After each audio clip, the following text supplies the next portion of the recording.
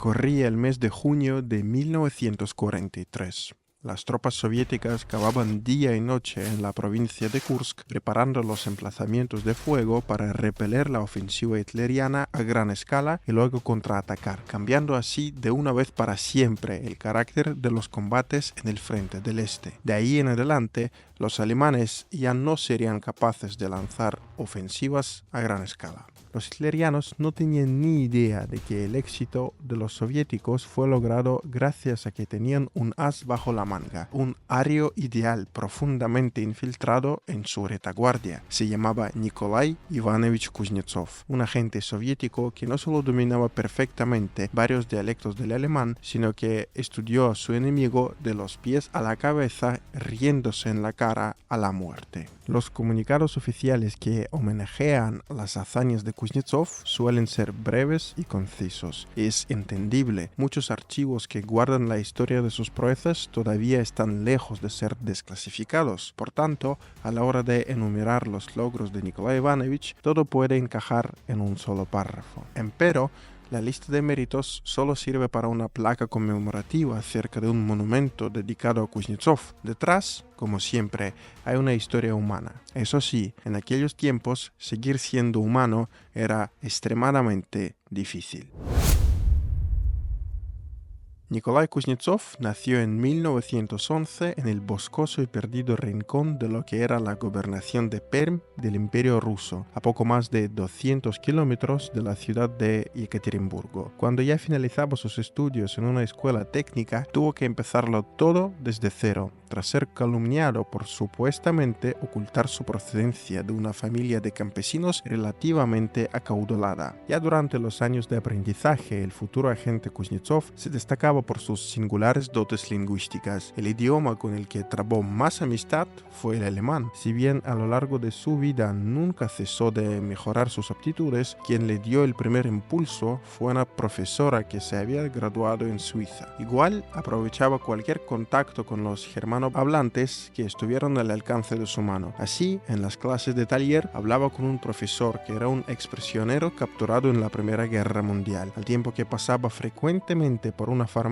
para charlar con un farmacéutico originario de Austria. Al mudarse en 1934 a la ciudad de Sverdlovsk, hoy Yekaterinburgo, Kuznetsov ya trabajaba para los órganos de seguridad soviéticos. Al instalarse en la planta de Uralmash, Nikolai se comunicaba a menudo con más de un centenar de especialistas alemanes que ponían ahí la tecnología de producción y realizaban el mantenimiento de la maquinaria. Aparte de detectar a espías camuflados como obreros, Kuznetsov pudo aprender varios dialectos del alemán, así como estudiar los modales de trabajadores alemanes, sus costumbres y psicología. El historial de Kuznetsov, que en 1938 pasó varios meses en los calabozos chequistas, pero finalmente salió sin mayores implicaciones, atrajo la atención de los más altos mandos de inteligencia. Especialista en silvicultura, honesto, inteligente, de carácter fuerte y con asombrosas habilidades lingüísticas. Habla un excelente alemán, conoce el esperanto y el polaco. En pocos meses aprendió la lengua komi hasta tal punto que los locales lo tomaron por uno de los suyos. Así describían a Kuznetsov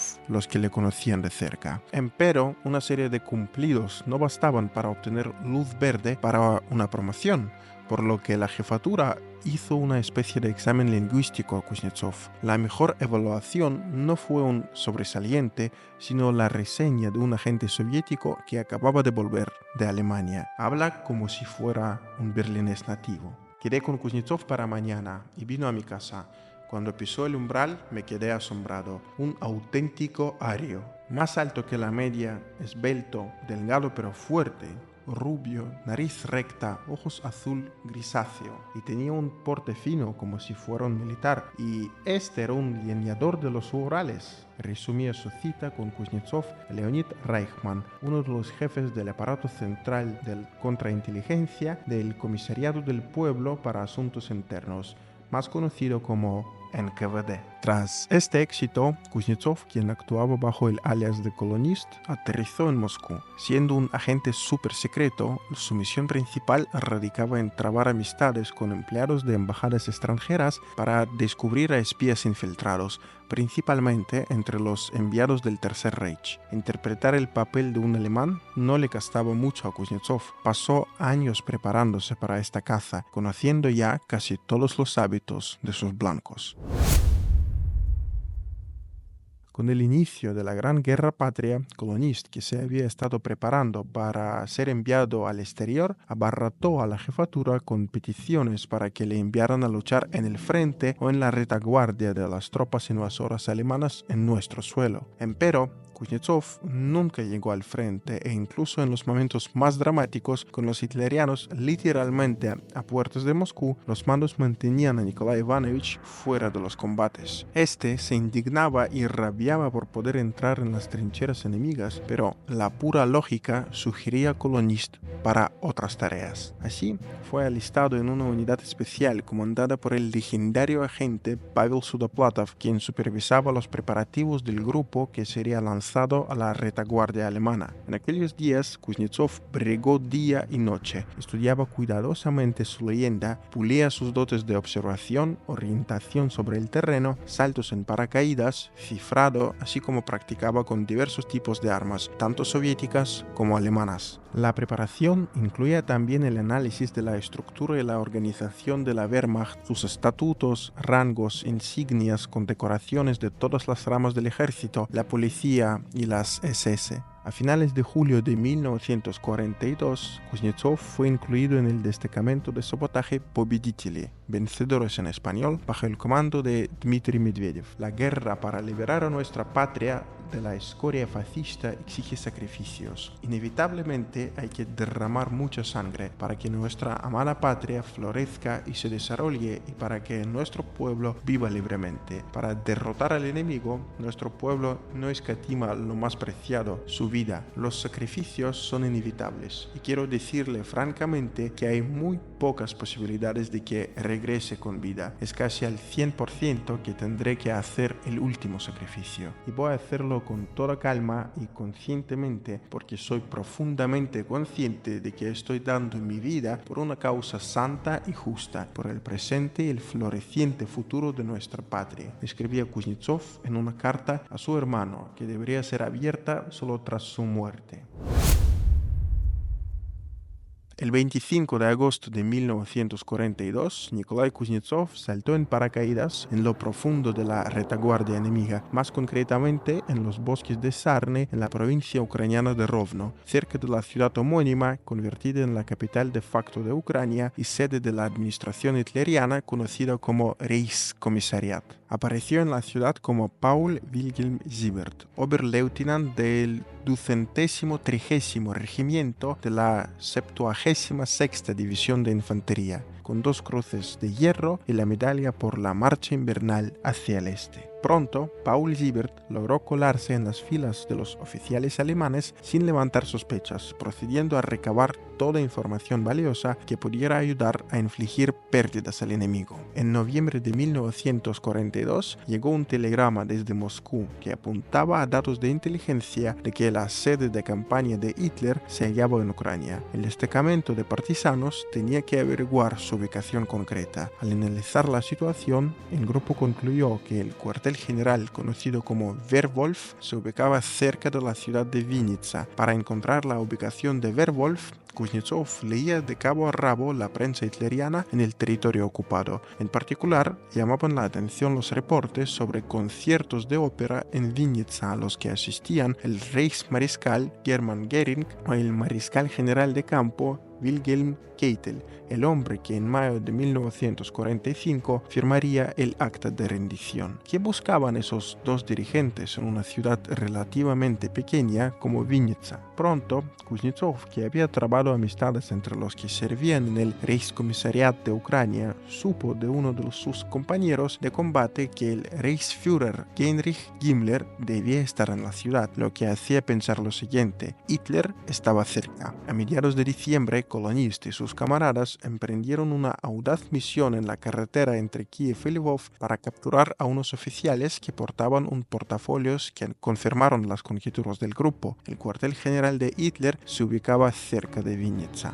En la primavera de 1943, Paul Siebert transmitió al centro datos cruciales sobre el blindaje aumentado de los nuevos tanques alemanes Tigr y Pantera, que debían romper las líneas soviéticas durante la operación Cuidadela con el objetivo de cercar al Ejército Rojo en la batalla de Kursk, un objetivo que nunca se cumplió. Meses después, la inteligencia soviética estaba de nuevo en deuda con Kuznetsov. Desbarató un plan de magnicidio alemán para matar a Stalin, Roosevelt y Churchill durante la conferencia de Teherán a finales de noviembre de 1943. Aparte de la recopilación de datos, Kuznetsov eliminaba a los dirigentes hitlerianos nombrados para administrar los territorios ocupados. Si bien los operativos no terminaron bien con el Reichskommissar de Ucrania Erich Koch, quien logró escapar de la justicia, Kolonist diezmó considerablemente las filas de los jerarcas del Tercer Reich, infundiendo una constante sensación de miedo a sus futuras víctimas. En realidad, no fueron víctimas, fueron animales disfrazados como humanos, condenados a muerte. Entre los blancos alcanzados figuraban personajes como el jefe de las tropas punitivas en Ucrania, el general Max von Ilgen, o el jefe del llamado Tribunal Supremo en el territorio ocupado de Ucrania, Alfred Funk, así como otros jerarcas nazis. A medida que el frente se movía cada vez más a las fronteras occidentales de la URSS, al grupo de Kuznetsov se le asignó la tarea de reubicarse en la ciudad de Lvov. Ya en febrero de 1944, el Oberleutnant Paul Siebert hizo notar su presencia en la urbe al liquidar al vicegobernador de Galicia, Otto Bauer. Sin embargo, la situación en la ciudad pronto se tensó con los hitlerianos, conscientes de que había un topo en sus escalafones, por lo que recrudecieron al máximo su guerra contra los partisanos. Kuznetsov, quien durante su estadía en la retaguardia enemiga muchas veces estuvo cerca del fracaso, sentía que la ventana de oportunidades se estaba cerrando, por lo que tomó la decisión de dirigirse hacia la línea del frente. La noche del 9 de marzo, Kuznetsov, junto con sus compañeros de combate Kaminsky y Belov, cayó en una emboscada de un grupo de nacionalistas ucranianos cerca de la localidad de Boratin, en la provincia de Lvov. El área perfecto no se rindió, luchando hasta el final. Amo la vida, aún soy joven, pero si es necesario sacrificar mi vida por la patria, a la que amo como a mi propia madre, lo haré.